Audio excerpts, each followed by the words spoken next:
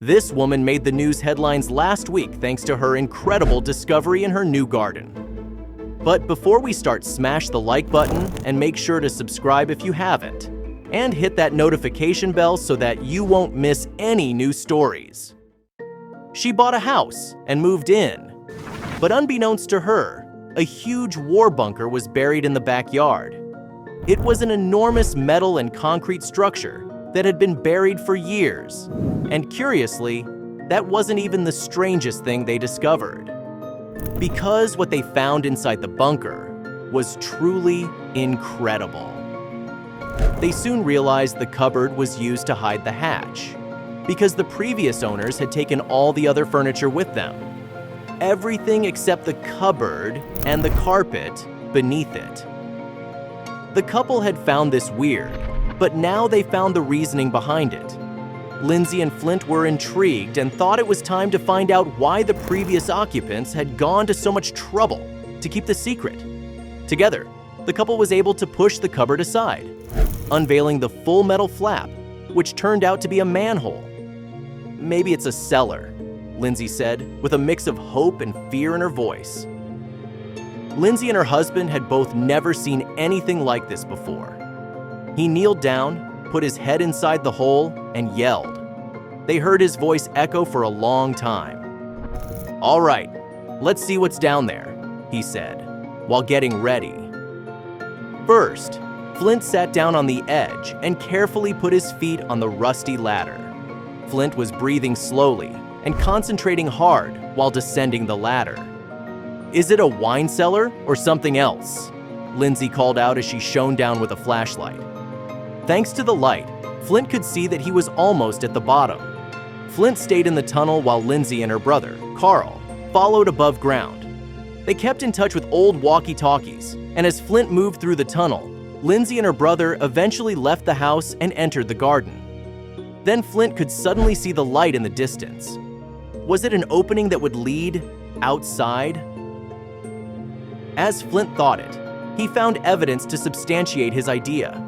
He shone his flashlight up to the ceiling of the tunnel and could see a long yellow electricity cable running across it toward the light source.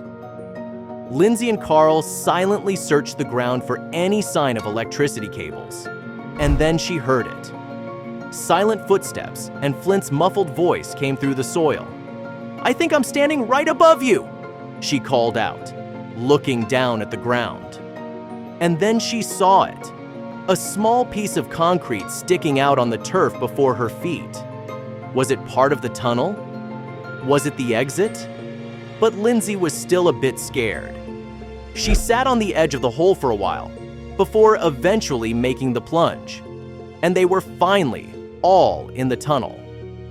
Lindsay fell silent momentarily, looking in amazement at the long tube she just landed in. It was amazing, and she couldn't believe this was below her property. A million questions went through her mind. Then, a voice woke her from her thoughts. They approached the door together in the tunnel, and the three of them pulled. It was enormously heavy. What could be hidden behind it? They would soon find answers to those questions. The entire room was filled with them, lying on the floor, on the table, and in cabinets.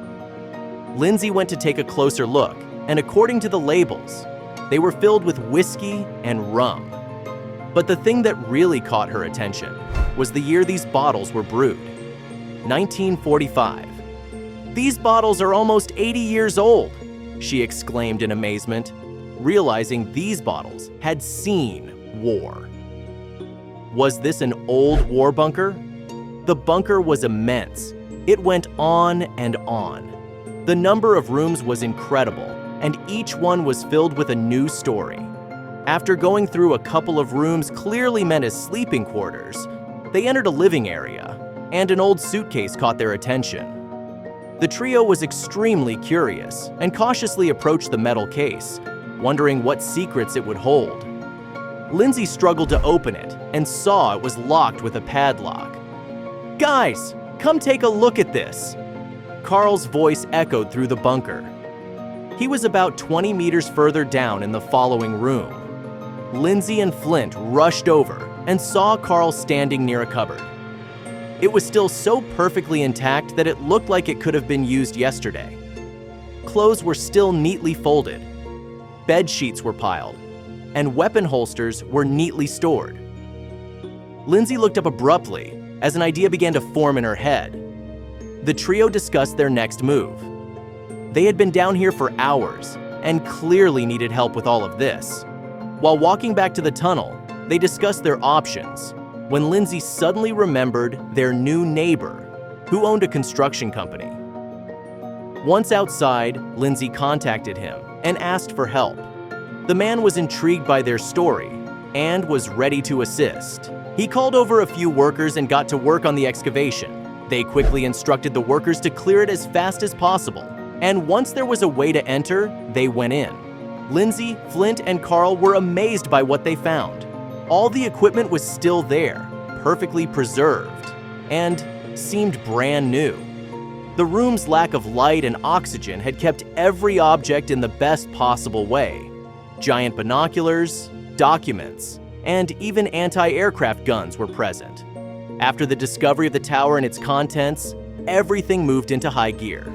The couple decided to turn the bunker into a museum, and much needed to be done. Everything seemed to work out great and as planned, but they weren't aware of the tragic future awaiting them. Eventually, the whole bunker was excavated and ready for visitors, except one thing was still missing: an entrance. After long deliberation, they decided to give up their home and make the entrance at the hatch through which Flint originally entered. That way, the visitors would get the whole experience. After weeks of hard work and much anticipation, the day finally came, and Lindsay welcomed the first visitors to the museum. Devastated by the theft, Lindsay, Flint, and Carl temporarily closed the museum to investigate. They made a list of everything that was missing: a mix of historical documents, vintage bottles, and war memorabilia. With a detailed list in hand, they contacted the police to report the robbery. They had to find a way to catch this person and get the stuff back.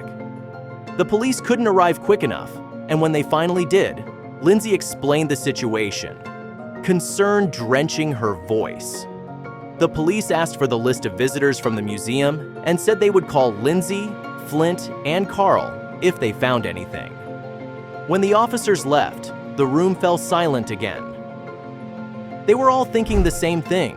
They weren't just going to sit and wait for the police to call them with updates.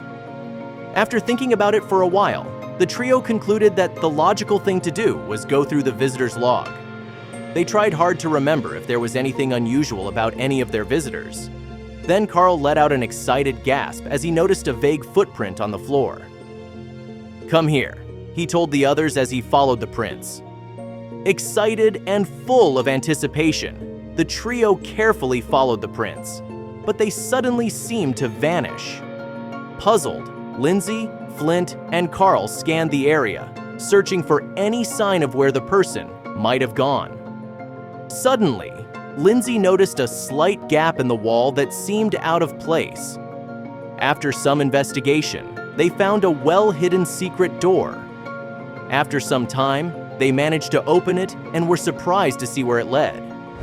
The door led them right outside the bunker, and once they set foot outside, Carl noticed a piece of paper on the ground. Did the thief drop this? His eyes grew wide as he spoke. It was a detailed map of the bunker's layout, increasing their worries even more. The fact that the thief knew the bunker well made it more likely that he would strike again. Lindsay, Flint, and Carl brainstormed for a long time before they finally came up with something. They set up some hidden traps, which were cleverly designed to let them know if anyone entered the bunker that night. Carl was at Lindsay and Flint early the following morning, anxious to check the traps. They walked toward the hidden entrance and noticed there was no sign of entry. So there were other entrances? Where did he come from this time? All these thoughts caused Lindsay to panic. Lindsay, Flint, and Carl thought about it, and soon realized that keeping the museum closed only worked to their disadvantage. So, they decided to reopen, hoping to prevent the thief from suspecting they were onto him. The museum was reopened, and the trio acted as if everything was okay, not letting anything show to let the thief know they were onto him. When the trio was closing the museum for the day, they discussed their plans, and one stood above all. They were hoping to catch the thief red-handed tonight by staying in the museum overnight. Equipped with flashlights and walkie-talkies, they positioned themselves strategically throughout the bunker. It were long, tiring hours, and Lindsay caught herself almost falling asleep multiple times. But the tiredness quickly left her body when the silence of the museum was broken by soft and stealthy sounds. Her heart raced as she whispered through the walkie-talkie, "Someone is coming!" Tension filled the air in the observation tower. Drops of sweat reflected off the thief's forehead as the light beams hit his face. "Don't we know you?" Flint said, and Lindsay and Carl realized they also recognized the man. The thief turned out to be a former museum employee who worked for them during the excavation of the bunker. The trio couldn't believe someone they had trusted was behind the thefts. "Why would you do this, Adam?" Lindsay asked, the disappointment clearly hearable in her voice. Adam, as the former employee was called, sat down and held his head in his hands. Silent sobs could be heard shortly after. His voice trembled as he confessed to the crime and told him he regretted everything. Adam explained that his financial struggle had pushed him to act so recklessly. Lindsay, Flint, and Carl looked at each other, all seeming to think the same. They decided to resolve the matter without involving the police. They agreed not to press charges for all stolen items to be returned. They wanted to give him a chance to fix what he did wrong and start making better choices in his life.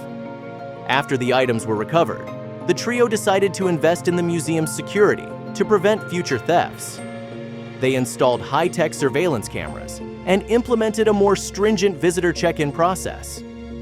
The grand reopening was a huge success, drawing a large crowd from the community.